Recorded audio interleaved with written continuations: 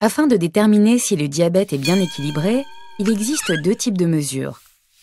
La glycémie, faite à jeun ou après un repas, et l'HbA1c, encore appelée hémoglobine glyquée, qui est le reflet de la glycémie des 2 derniers mois.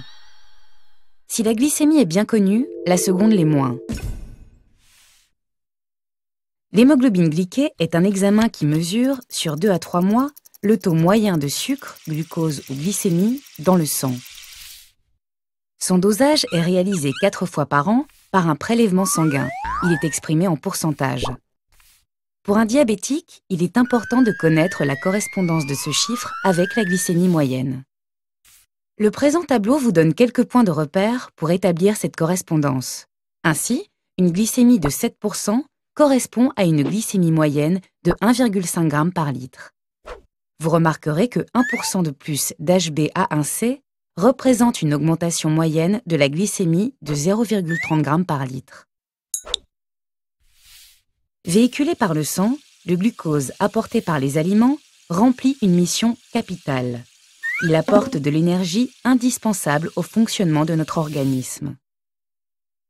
Le glucose se fixe sur l'hémoglobine, c'est-à-dire le pigment colorant du sang qui transporte l'oxygène dans les globules rouges et s'accumule progressivement dans celles-ci.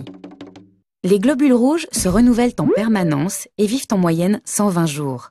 C'est la raison pour laquelle on procède à cet examen environ tous les 3 mois. Chez une personne non diabétique, le glucose se fixe en petites quantités. La valeur normale sans diabète se situe entre 4 et 6%.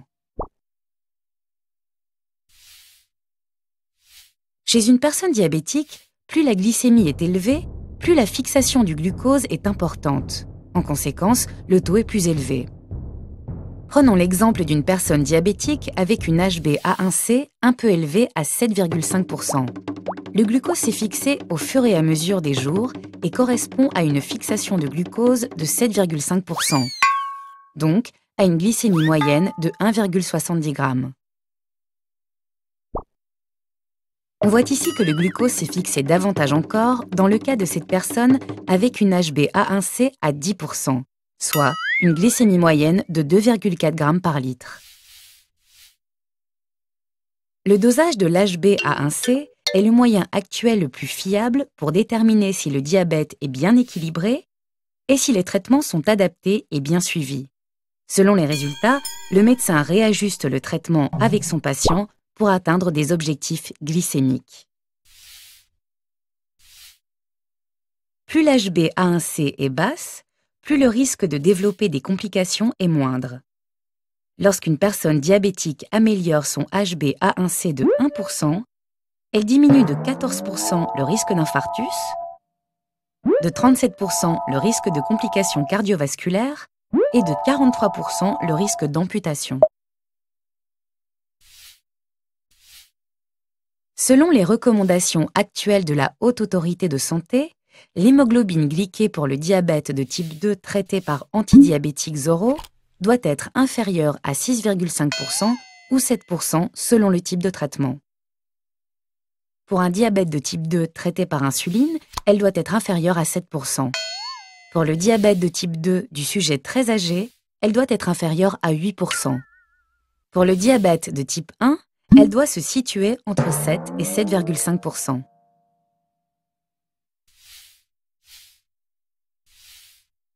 Pour une personne donnée, les objectifs glycémiques sont individualisés et fixés en partenariat avec le médecin et réévalués dans le temps.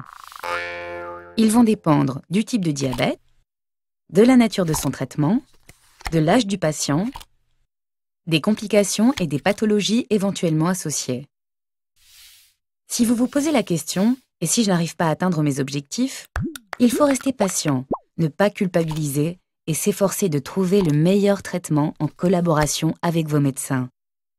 Cet examen est important pour savoir où vous en êtes avec votre diabète. Si vous ne le connaissez pas, parlez-en avec votre médecin traitant.